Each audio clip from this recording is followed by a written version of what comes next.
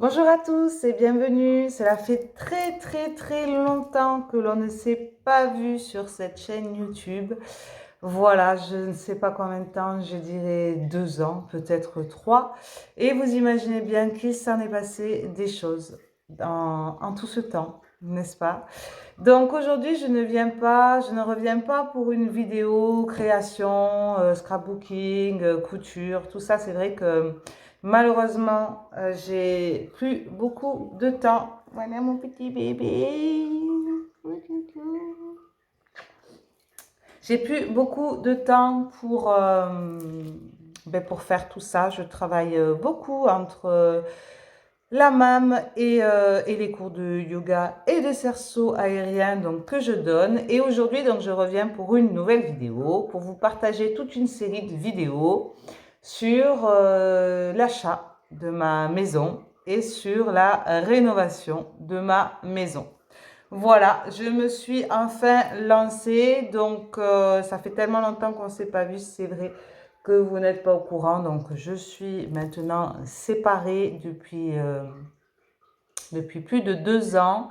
J'habite dans une petite maison en location et j'avais vraiment à cœur de pouvoir acheter ma propre maison. Et donc, c'est chose faite, j'ai trouvé une maison où il y a quand même beaucoup de travaux. C'est une vieille maison des années 1900, voilà, qui est en plein centre-ville, très proche du collège où ira mon fils. Donc c'est pour ça qu'il est nécessaire également il était nécessaire également pour moi de déménager parce que là je suis dans une maison en location qui est assez loin de tout. Donc voilà, j'ai signé samedi dernier, samedi 18 février. Et donc je vous fais cette petite introduction en décalé. Je vais vous montrer de suite la maison et puis je vous invite à suivre mes aventures si ça vous intéresse. N'hésitez surtout pas à partager des conseils, tout ce que vous avez, puisque donc je vais faire appel à des artisans, mais je vais également faire des travaux moi-même, hein. Donc, et sachant que je suis complètement novice en la matière, mais tous les conseils sont bons à prendre. Je vous laisse avec la suite de la vidéo. Alors ici, on a l'entrée principale, donc qui se fait par un genre de portail. On a une petite cour. Voilà. Donc je vais vous montrer de l'extérieur ici. La maison. Voilà. Donc ça, c'est ma maison avec la vue sur l'église. Voilà. Donc on rentre ici. Ici, ce sera donc la future salle à manger avec les Velux au plafond. Donc en sachant que je dois reprendre les deux Velux qui ont été mal posés et je dois refaire toute la partie de la toiture ici. Ici, on avait donc le séjour actuel. Voilà, et ici, ce que vous pouvez voir, c'est un accès à la cave qui fait quand même 15 mètres carrés, donc que j'espère pouvoir un jour utiliser. Et ensuite, du coup, là-bas, on a une salle d'eau, qui va devenir ma future cuisine. Donc ici, le projet, c'est de casser cette cloison et cette cloison pour pouvoir faire la cuisine ici. Voilà. Donc ici, il y avait une douche qu'on a cassée. Voilà, et comme vous pouvez le voir, donc le plafond est très bas. Donc là, je vais voir avec les plaquistes ce qu'on peut faire pour casser le plafond, sachant qu'au-dessus, on a un grenier. Et donc rehausser le plafond dans cette pièce et dans la pièce à côté, puisqu'ici, mon plafond, il est qu'à 2,5 m. Ce qui est vraiment tout petit. Donc on aura un espace cuisine ouverte avec le séjour et donc ici, la salle à manger et la cour. Donc vous voyez, ce que je vous dis, c'est ici, on a le grenier et donc je remplacerai les volets ici par un châssis fixe pour avoir plus de luminosité dans ma cuisine. Donc voilà. Ensuite, quand on continue ici, c'était donc ici l'ancienne cuisine. Alors c'est cracra, hein. Voilà. Donc l'ancienne cuisine ici, qui va devenir, je pense, une salle où je vais faire installer des placards, donc parce que dans cette maison il n'y a pas du tout de placard, et ce sera mon espace où je fais mon sport, mon tapis de course, tout ça, et peut-être là où je mettrai, enfin je sais pas encore. Ici, là, on a la porte d'entrée, puisque donc il y a 2 entrées. Ici, il y a un placard qu'il faut entièrement refaire. Donc vous voyez, niveau câble électrique, c'est magnifique, n'est-ce pas? Voilà, c'est magnifique, magnifique. Voilà, bon, ici, c'est les toilettes qui sont dans un état déplorable. Voilà les toilettes. Il y a du boulot, n'est-ce pas? On est content. Et donc ensuite, on a l'accès par ce magnifique escalier rouge. Donc nous avons été interrompus. Donc je disais, le magnifique escalier rouge avec sa magnifique rampe. Voilà, donc je vous montre un petit peu. Là, il y a du boulot. Hein. Donc, on va monter. On va monter dans la tour du château, n'est-ce pas? Donc, on arrive au premier étage où on a une première chambre avec du parquet d'origine. Donc, la maison, elle est des années 1900, mais on ne connaît pas la date. Voilà, avec l'électricité apparente, c'est magnifique. Les poutres. Voilà. Et donc ici, on a vu sur ma magnifique toiture que je vais refaire. Faire refaire, bien sûr. Et on a une magnifique vue sur les autres maisons. Vous voyez comme c'est beau. Magnifique. Je trouve que c'est magnifique. Voilà. Voilà pour cette toiture. Et donc, bien sûr, je vais également faire changer toutes les menuiseries qui sont elles aussi d'époque. Voilà, on est resté dans le passé dans cette maison. Et ici, on a la salle de bain qui ne ressemble plus à la salle de bain. Voilà, donc ici, il y avait une vieille baignoire que j'ai fait retirer. Il y avait le meuble vasque ici que j'ai retiré aussi. Sèche-serviette. Ici, voilà la vue de la salle de bain. J'adore cette vue également. Et on a la douche toute pourrite. Voilà. Et donc ensuite ici, on a un accès avec les toilettes ici. Deuxième toilette de l'étage. Voilà des toilettes quoi. Par contre ici, du coup, j'ai demandé au plaquiste de déplacer la porte que vous voyez ici, et la cloison, et de la placer plutôt ici. Voilà, pour qu'on puisse aller se doucher, ou enfin, aller faire pipi sans déranger les personnes qui sont à la salle de bain. Et donc ensuite, on continue avec un deuxième étage. Voilà. Donc avec toujours... Ici, on a vraiment beaucoup de hauteur sous plafond, vous voyez. Voilà. On arrive au deuxième étage. Avec une première chambre ici, avec des tomates au sol. Donc là, c'est mon premier boulot d'aujourd'hui. C'est de décaper les tomates qui ont été peintes avec de la peinture rouge. Donc voilà la chambre qui sera celle du plus petit de mes enfants. Voilà.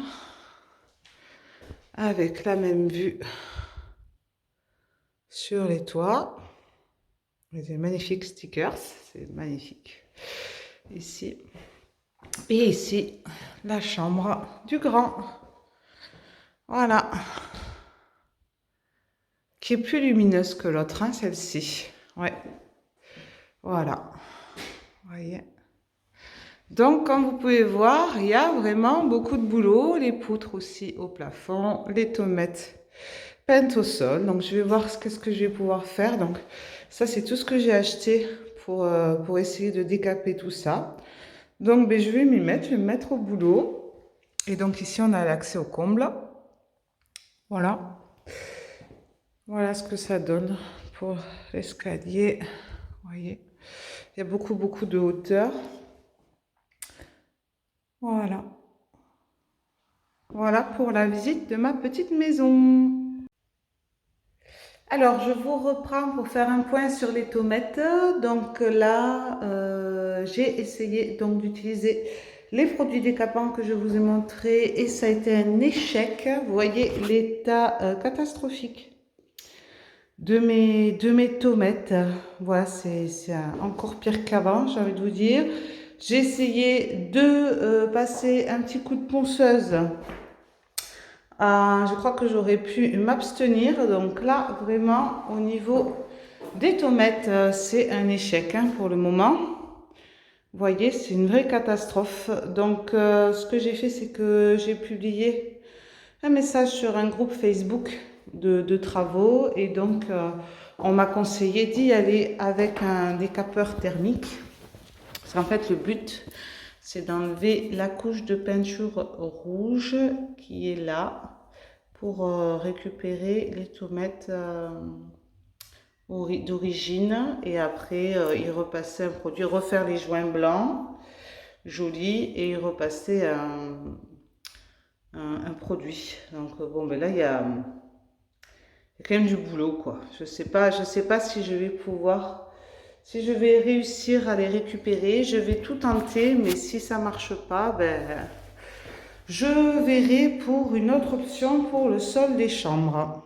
Et du coup, donc, en attendant de pouvoir m'occuper des tomates et de recevoir le décapeur thermique, j'ai commencé à poncer le parquet de ma chambre. Donc, on voit bien la différence ici, avant et après. Donc, je me suis acheté une ponceuse ici avec un truc qui tourne là.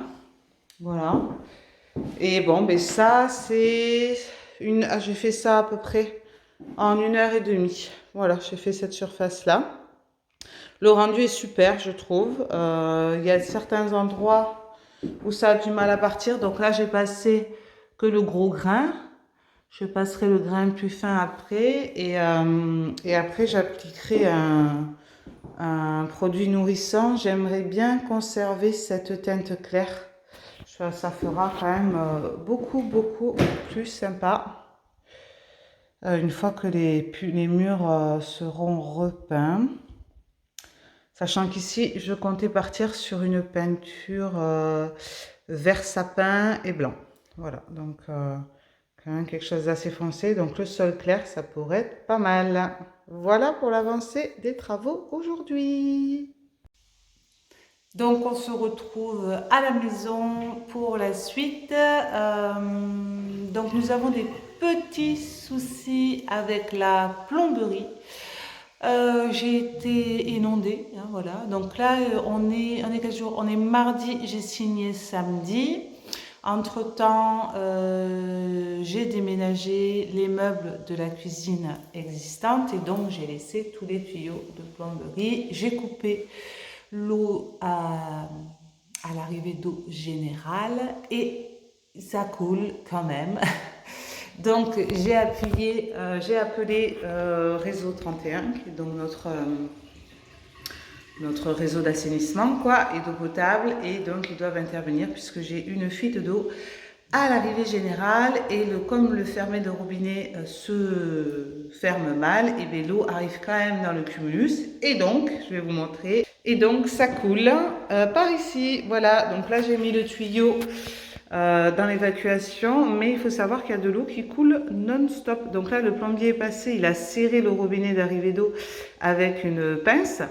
Donc ça coule tout petit, mais ça coulait fort quand je suis revenue hier pour commencer à m'occuper des tomates. Et bien, il y avait de l'eau partout dans cette pièce.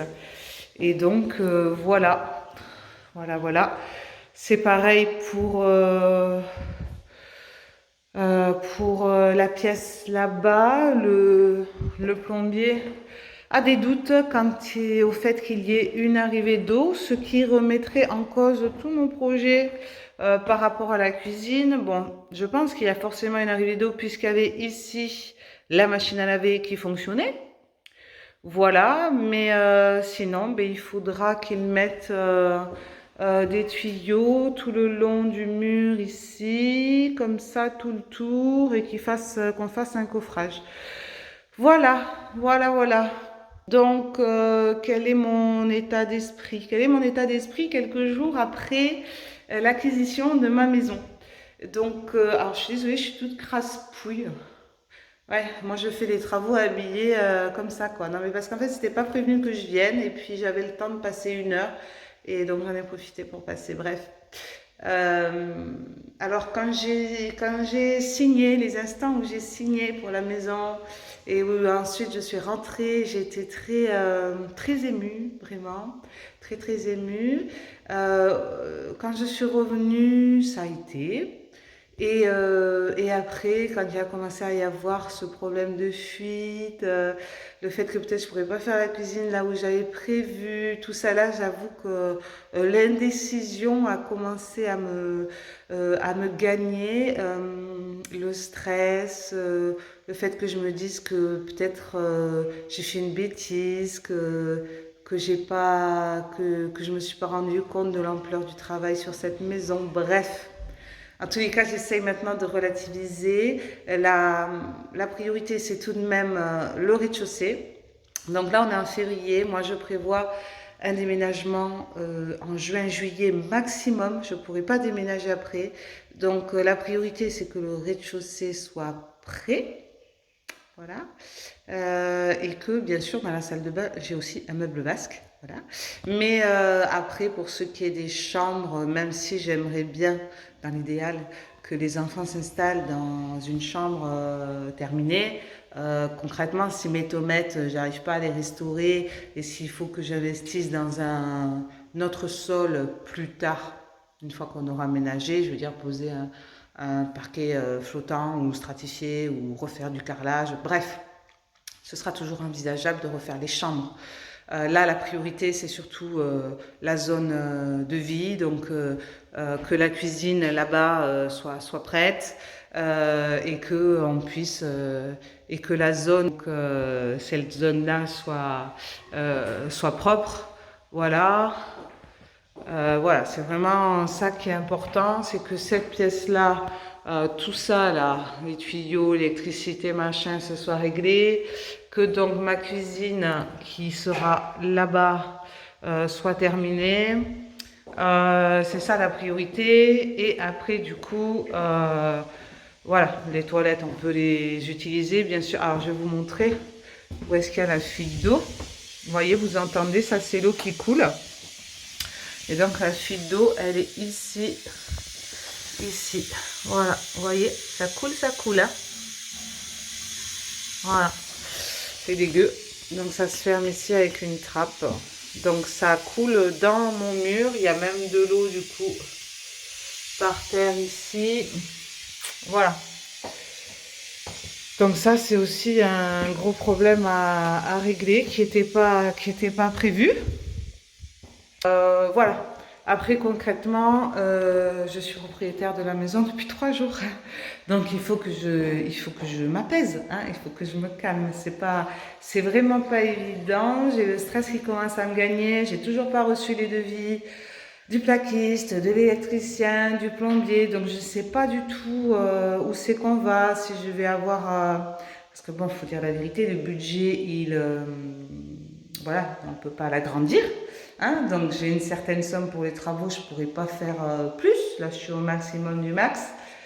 Donc à voir. En tout cas, je vous tiendrai au courant. J'espère que cette vidéo de découverte de ma maison et des débuts de travaux vous aura plu. N'hésitez pas à me mettre un petit commentaire, à me donner vos astuces si vous en avez par rapport à mes tomates. Et aussi par rapport à mon parquet, parce que c'est la première fois que je pense du parquet. Voilà, je suis très très novice, j'ai peur de faire des bêtises et je crois d'ailleurs que j'ai déjà commencé à en faire sur les tomates. Donc je vais essayer de rattraper tout ça. En tout cas, je vous remercie d'avoir regardé cette vidéo et je vous dis à très bientôt sur ma chaîne pour la suite de mes aventures. Ciao ciao!